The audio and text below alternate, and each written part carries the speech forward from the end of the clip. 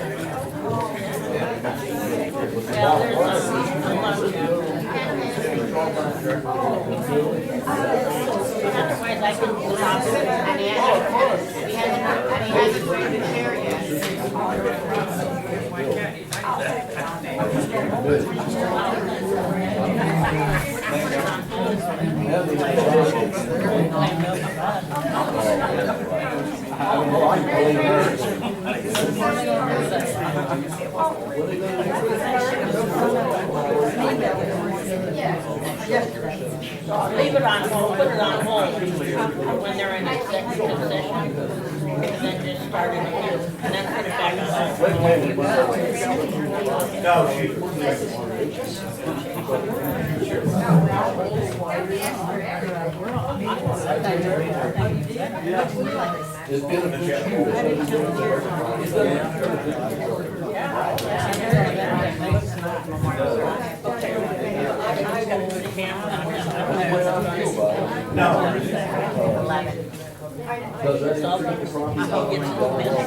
Sometimes they're still talking to you.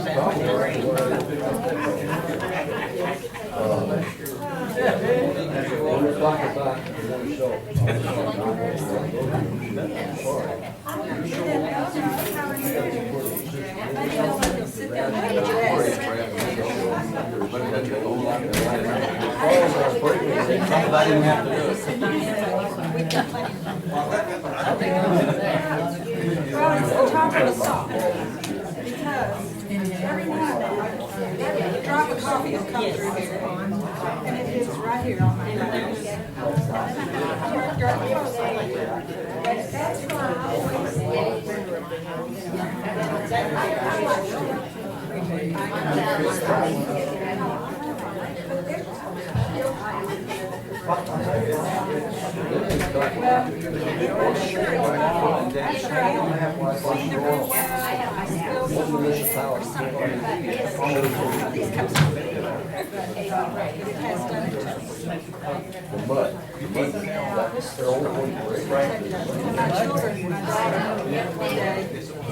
we had the old ants in our family struggle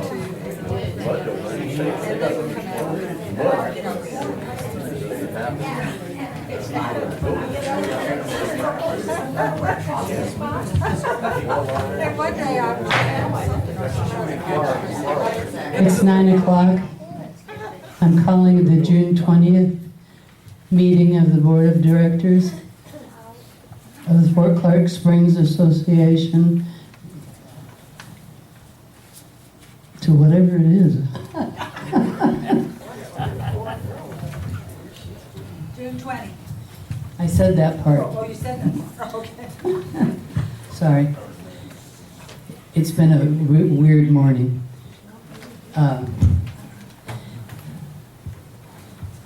Monique, would you establish a quorum? Yes, ma'am. Ms. Barron? Here. Mr. Sweet? Here. Ms. Castle? Here. Mr. Herman? Nope. Ms. Hagan? Here. We have a quorum. Thank you. For our invocation today, we're going to take a moment of silence for a change. All right? Let us stand.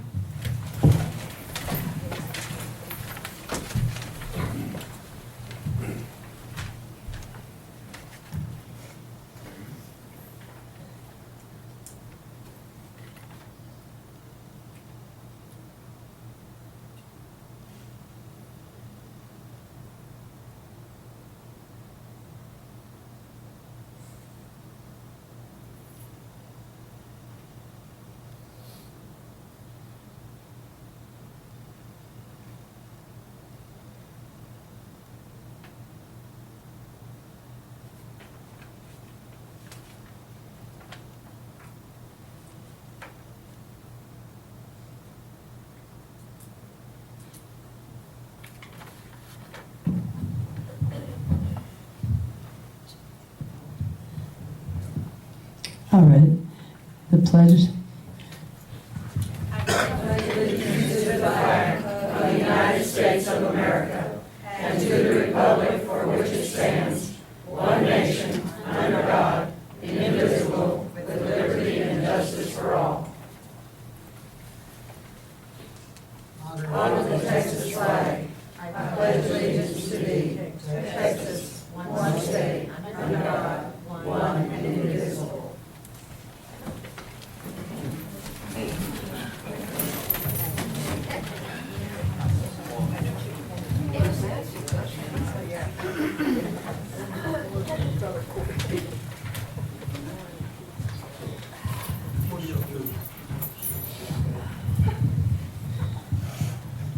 Do we have any announcements? No comment. Correspondence? Okay. Minutes for May 16th. Approval of minutes for May 16th. Did you all receive them? I have one correction. It should show the names of the people for and against. The one, the last, okay.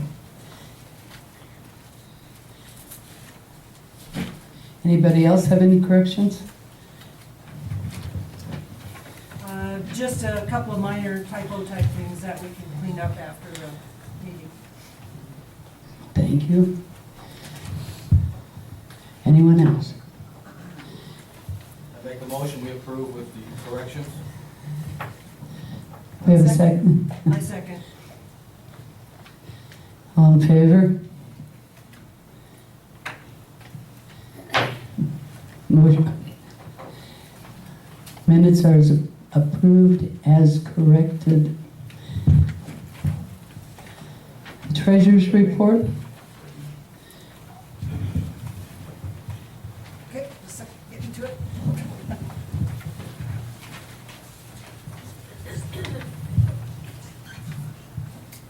Okay, bank balances as of Wednesday, June 17th were as follows. From the Del Rio Banks, Texas Community Credit Card was $26,008.50. Texas Community Checking, $15,026.91. Texas Community Money Market, $2,561.22. From the Brackettville Bank and Trust accounts, General Fund, $143,501.99. Payroll, $3,825.53. Impound, $283,339.20. Los Morris, $57,585.41 for a subtotal of $531,848.76. The Fort Clark Historical Building Preservation Fund of $26,655.27 for a grand total of $558,504.03. Bank transfers were as follows. The estimated for May 2015 to Bank and Trust Los Morris for operating expense, there was no transfer. To Texas Community Checking, $70,000 for operating expenses. Bank and Trust payroll, $65,000 for payroll. And for Bank and Trust impound, there were no operating expenses transferred. The actual, well, that was a total, of $135,000 estimated. May actual was for Texas Community Checking, $57,000 for operating expense. For Bank and Trust payroll, $57,500 for a total of an actual total of $114,500. June's actual total, of 2014. There was Texas Community Checking of $64,500 for operating expense. Bank and Trust payroll, $59,000 for a total of $123,500. And based on that June 2005 estimated to Texas Community Checking, $70,000 operating expense. Bank and Trust payroll, $65,000 for a total of $135,000, which is basically what was estimated for May. You had a 2005 instead of a 2014, I'm not sure what you meant. Did I say 2005? 2000. If I said 2005, I meant 2015. Okay, thank you. I had a typographical error in my eyes. Did everyone understand the approval of funds that we need to do? Do we have a motion, maybe Sandy? Yes, I move that we approve bank transfers as read. Second. And Barry, the second. All in favor? I have a point of order, going back to the minutes. Can we say that the bank transfers are approved? Bank transfers are approved? On point of order about the minutes, it reflected that Ann Barron requested the minutes reflect her dissent, and I said I wanted that in there. Yes, that's what my correction. Did you not hear me? I'm sorry. Encourage you, but I didn't know what you're talking about. I'm sorry.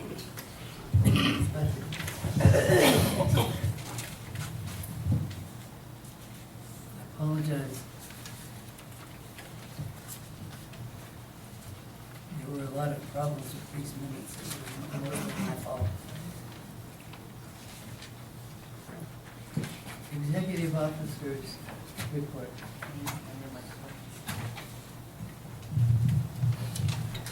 Are you sure you need that? Good morning, everybody. As usual, I'd like to start off with our P&L that members have access to as well. We'll go over it really briefly. It's important to know that this month we had 3 payroll periods, so the payroll is going to be a little bit higher than normal as you're going through.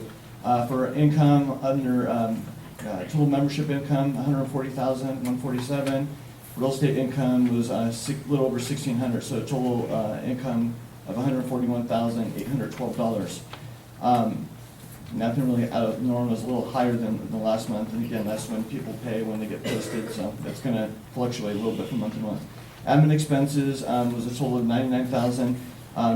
Again, if you look at last month's P&L, the other expenses were a lot higher, so we were able to control a little bit more and get those in the proper areas.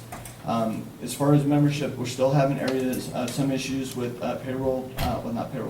credit card batching and getting that corrected, and especially the months at the beginning of the fiscal year. I mentioned before that we're having to go through and fix everything month by month. We're currently on December in that area and working, and the goal is to get it done by the end of this fiscal year, so we're good when our auditors come in. So we're still working on that, but again, everything's accounted for, it's just some things we're putting in the wrong place, and we're going back and fixing that. As far as maintenance, total expenses were $37,000. A lot of that was payroll. Again, payroll's higher this month than most other months. Security, same thing, a little higher in payroll, but total expenses of $21,000. So if you were to take all this and look at our net income and loss for just the membership side, we were at a loss of $17,000, a little over $17,000. But if you take out depreciation, then you're down to $1,000, a little over $1,000. And if you take out the bad debt as well, we actually would have showed a profit for that area. So I broke it down this way because in talking to members and talking to the board, people want to see the numbers differently. So I just put them down there so everyone can read it. You can interpret it any way you choose to. As far as golf course had a rough month, and it was mainly due to rain. There was one day we actually shut down early, and you can't golf when it's raining. And if it rains hard like it did during this month, there was days that we had standing water on the golf course, and we had a lot of members express concerns about mowing getting done, and we had some issues with the golf course, mainly because of rain. So we actually showed a loss at the golf course of almost $10,000. Now that's going to happen with weather, when you have a golf course, and it also affected our restaurant. Also, it didn't help that the payroll, you had the third payroll period in this month as well. So that's why that number looks the way it does. Question Yes, sir. on the golf course. I never see expenses in the golf course. Is that something I see income? Yeah, it's under that. There's the payroll expense, payroll taxes, maintenance and repair. Other expenses are other things. The reason I do the P&L this way, because so it doesn't break it down every single line item, because if I did, it would be pages. So if you have questions about what the other expenses are or those things, I can go look and tell you exactly what we spent on what. But, yeah.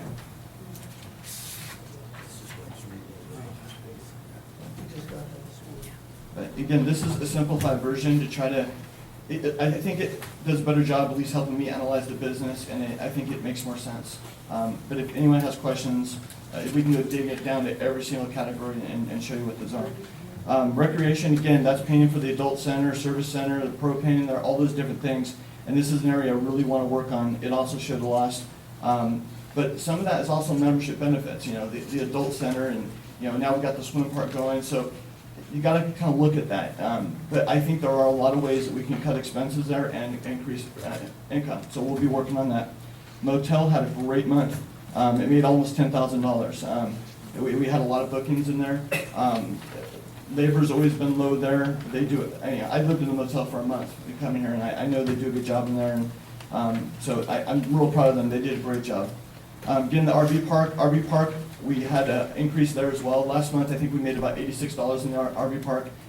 This month, we made a little over $2,700. So that's increasing. Again, that's without our winter Texans. So then go into the restaurant. Now, the restaurant showed a loss, but the reason why it showed a loss, if you look at it, is one, the third payroll period, which is going to happen from time to time. Also, their alcohol sales, the beer sales in there, are a third of what they were last month. And that is because there's less golfers, less people drinking. So if we had that, they would have made a profit, or if we didn't have the third payroll period, we would have made a profit in there. So restaurant is actually still moving forward. But again, it remains to be seen as we go through the months and continue working on that.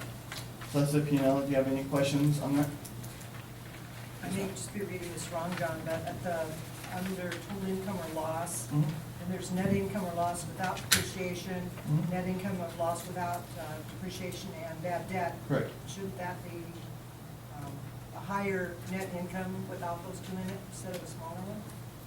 Well, no, because you have the total net loss was 25,000. So then you take away I the thought it was just depreciation and bad debt you're talking. well, depreciate. That should be a negative $10,000. Maybe that's the red number, the 10,024. Yeah, okay. That should be a negative. That explains it. Yeah, that's it. Thank On my you. copy, it's red, so I must have got to put the negative in there, so that's why. And so if you take all that out, we'd actually show a small profit. And that's with the third payroll period. But again, you can read the numbers any way that you want to read them, but I'm just trying to keep them as transparent and open and honest as possible. And, okay, so that's the P&L. Next thing I want to talk about is obviously the boardroom. Question before you go on. Yes, sir. I'll forget it. You instituted a program of collecting fees at the gate Yes, sir. for people who aren't members.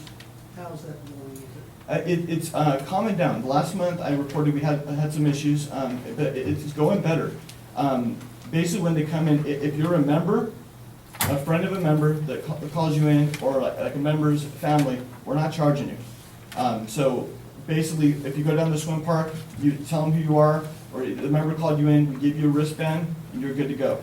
Anyone down there that doesn't have a wristband, we approach them and say, hey, well, do you live here? Do you have your wristband? And then we take their fees in that way. We're taking fees at security as they come in. We're taking them at admin and at the swim park. So we weren't going to do the swim park, but we found out people would just hop the fence or go on the fence or wherever they had to do. So that's why we have everyone have a wristband, even members, so that way we can easily tell who's paid or who's been looked into or what have you. So that's kind of how we're doing that right now. But I haven't heard a lot of issues. I mentioned the last board meeting, we had a member someone called in, a member called in a guest that brought their kids to the swim park and then took off. We've corrected that issue, and we're always going to have some growing pains as we go through it, but I think overall it's gotten better. Any more questions? Okay. The next thing we want to talk about is the boardroom. Obviously, we did some fixing up of the boardroom. And the reason why is we believe the board, and when we do business, we should be done in a professional environment. Last month, we had Rio Grande here, and they did a presentation, and they set through all our business, and they came up and did their presentation, and the next week, I went into a meeting with them and saw how beautiful their office was, how much more professional people were, how much, and it was kind of embarrassing in my eyes. So that's why we went and we did the work. All the work was done by in-house maintenance. Obviously, we had to pay for the materials, but I think it came out really great. The biggest expense was the TV, which we bought at Walmart for $575. Everything else, I think the total project cost is a little bit under $1,300, but I broke it up over 2 months, so I didn't go over my $1,000 I'm allowed to spend without board approval. Anyways, we got new carpet, we cut the wood paneling in half and painted it white and painted the top, whatever color that is, and we put the Texas map up there because I wanted to say that we thought it was beautiful. All the little paneling up here, we either replaced the ones that had holes and the other ones we painted. And we just used the Kills primer and it happened to be the same color. So we were able to remove the map that you couldn't see back there, and we saved the frame and put it in the back and put the flag in it that we found like nestled away in a drawer. I'm not exactly sure where it came from, and I'd like to think it's real historic, but I can't prove that. But I think it adds a nice touch. And what we did. What's that? What year was that? I pulled up some. The 30. It doesn't really say the year. It says that it's the regulation 35-star cavalry gun that was carried by mounted troops in the Civil War. That's what I have on it so far. I'm sure we could do more research, but Still no year though. no, it didn't really have a year that I found so far. I thought we talked about 1860. Well, that was the one without that was just the regular 35 star flag. And so this is one I think was carried, a flag like this was carried in the Battle of Little Bighorn. Custer carried it, so there's a lot of history with it, but I'm not a history expert, so I'm sure we can get some more information. I actually would like to interpret some information to the right of the flag inside the sign, or inside the frame, so we'll be working on that. All right, so that's the boardroom. Billboard update. I don't know if anyone's seen it yet. We did do the billboard coming from Uvalde, headed this way towards us on Highway 90. It's up. I think it looks great. I went out there the day they put it up with Philip, and I was blown away. I think it looks really good. The billboards that we got approved last month from the board to go out front, they've already been ordered. They should be here, I'm hoping, by next week. And as soon as they get here, we'll put them up. So they're in production. I don't know how long it takes to print and ship, but as soon as they get here, those will go up, and those will go up by in-house maintenance. Something I want to talk about too, the last board meeting in exec session, we approved a new website, and the members didn't hear that because it was an exec session because we had to approve a contract.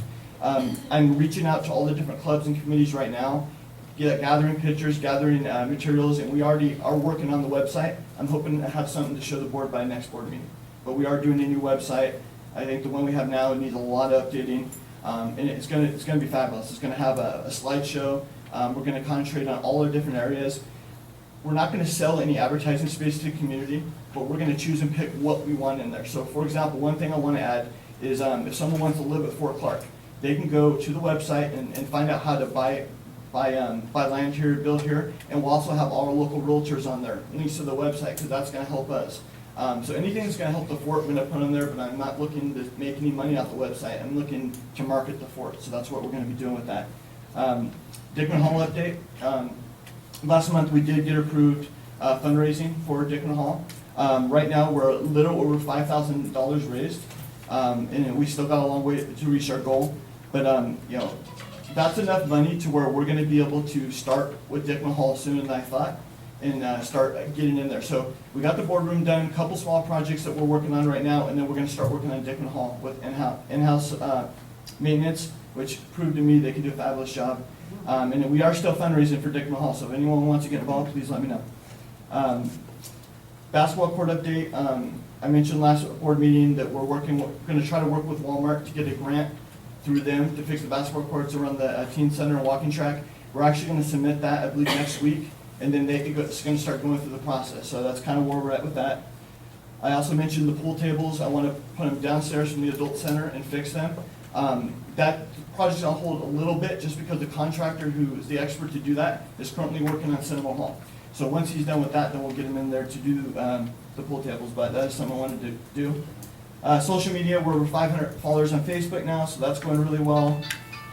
Swim park is open, just in case, I know we just talked about it. Duck Inn is open as well, so if anyone hasn't seen it, we hired a couple high school students that did a fabulous job. When they're painted, there's even a little duck they painted in there, and we're selling, candy, snacks, the Fritos with the chili and the cheese, nachos, that sort of thing. So I'll be reporting next month on how that's going financially. But it is open now. And then finally, the wireless internet that we talked about last board meeting. I just want to give a quick update. It is going to happen here, but they're working our way to us. So they're in Uvalde right now, and when they get to us, they get to us. But that will be coming. Once that happens, we're going to have wireless in admin, in the teen center and adult center at no cost to the fort. And any member will be able to go in those areas and connect to the internet. So if a member wanted to go into the adult center with a tablet and read the newspaper or whatever, they're going to be able to do that. So when we get that done, it's just when they get to us. And that's it for my update. You want to mention the red benches? Oh, the red benches. There was an email about the red benches, and I want everyone to know that the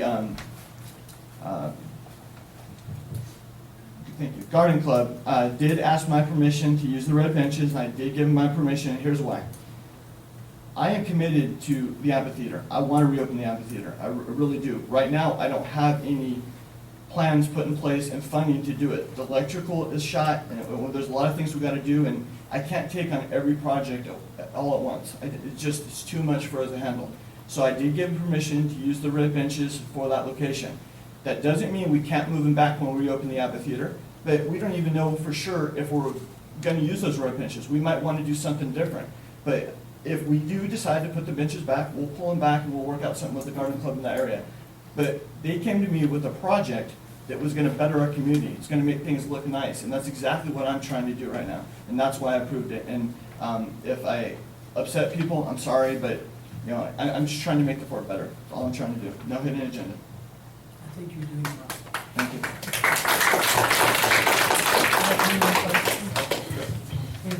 If I want to make a donation to the Dickman Hall project, to whom do I make my check? I'm glad you brought that up, because I don't know if I was clear on that. If you want to make a donation to the Dickman Hall project, it will be made out to the Fort Clark Historical Society. And what they did is formed a separate committee, which I'm a part of. And the way the funding works is the checks are made to the Fort Clark Historical Society. I deposit the checks, but I'm not allowed to write checks out of that account. So I go to the Historical Society and tell them we need money for this specific thing. It gets 2 other signatures that aren't mine. So that way the money, and I'm tracking all of it myself. I have the checks, I have a spreadsheet. So I'll see all the money coming in, all the money going out, but I can't take money out of that account without 2 other signatures. So that to answer your question, Fort Clark Historical Society, and you'll be able to use the tax deduction. I've already got the letters, so they'll be going out this week. Anyone who's already donated, your letter is on its way. When we write it to the Historical Society, we should identify Dickman Hall. Yeah, I've identified Dickman Hall in it, and that can go, it can come to me, you can drop it off the office, you can drop it off with the Historical Society, whatever you're comfortable with, and we'll make sure it gets the funds appropriated. And I already have, anyone that wants to see it, I have a spreadsheet of everyone who's donated, every penny, matched up to the account, and I will keep that with me at all times. Anyone that ever has a question about the money, please come talk to me. I'll be happy to go over it all. I'm not hiding anything. Remind me about the tiles. Oh, yeah. So anyone that donates 500 or more, you will get a tile that will go inside Dickman Hall. So $500, you get the small tile, $750, you get the medium tile, and $1,000, you get the large tile. And it's going to go inside Dickman Hall. And anyone that donates less than that is also going to get their name put in there on a plaque that we're going to have right in the middle and the tile surrounding it. So anyone that's involved in the project, even if you can only afford $10, your name will go on there. Also, anyone that wants to go inside Dickman Hall and see it, I've been bringing groups in there. I'd be happy to take you in there. If you all want to go today after the board meeting, I'd be happy to take you in there. But I want to get as much exposure to that project as we possibly can, because I'm committed to that, and I think we're committed to it. And I'm excited about it. Any other questions? You're having another Java with John on Monday. On Monday. That might be another time that you could take them on tours. Monday, 10 o'clock, and anyone that wants to come, anyone wants to go to Dickman Hall, I'd be glad to take you in. Okay, thank you, John. Thank you. Committee reports. Architectural Committee. Good morning. My name is Phyllis Giblin, and I want to thank the new members of the new architect club that has committee who has started since June. We have 2 new members. We do need another member because one of the members that was approved is not able to fulfill their obligation. I want to also thank Glenn White for serving as president for the last 2, or chairperson for the last 2 years of the architect committee. He has been a wonderful role model. Having said that, they did elect me as the new chairperson of the committee. We have met for 4 meetings, so 4 Tuesdays. We meet every Tuesday of the month unless there is not a permit to be looked over, but we have met for the last 4 Tuesdays in the service club. We will be meeting back over here at 9 o'clock in the morning. And we were able to approve 2 of the permits that were submitted to us. One was for a carport and another was for painting of a building. And the others had to be tabled due to lack of information. I want to thank Bill Herman also, who is our board member that does attend our meetings, that keeps us straight and legal and so forth.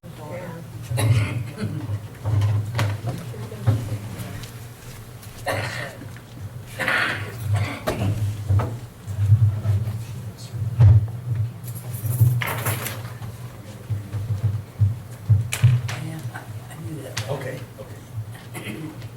Still trying to talk. Just a quick Thank you. I appreciate it. That's all I want to say.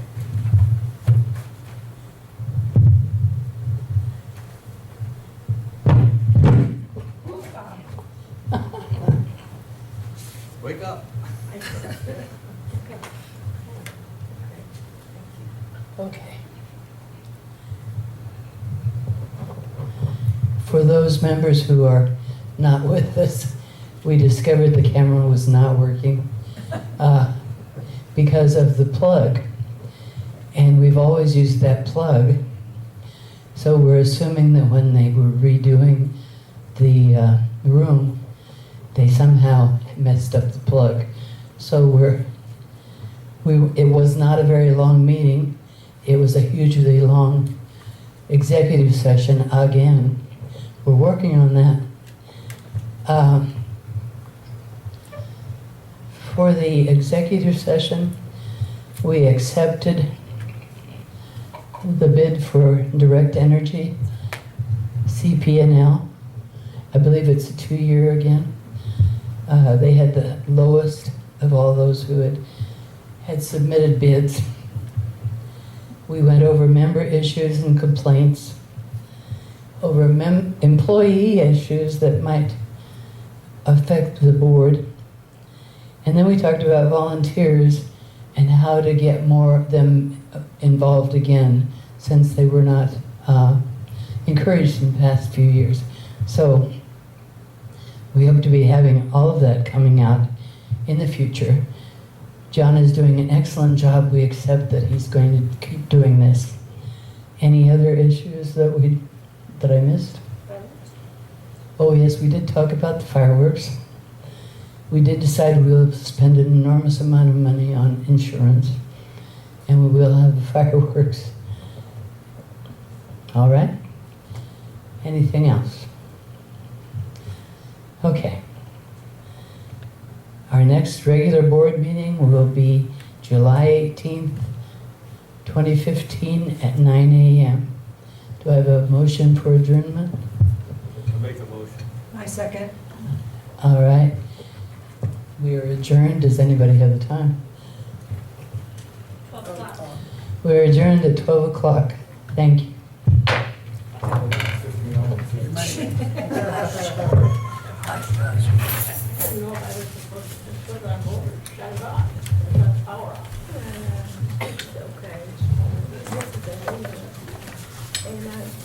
We should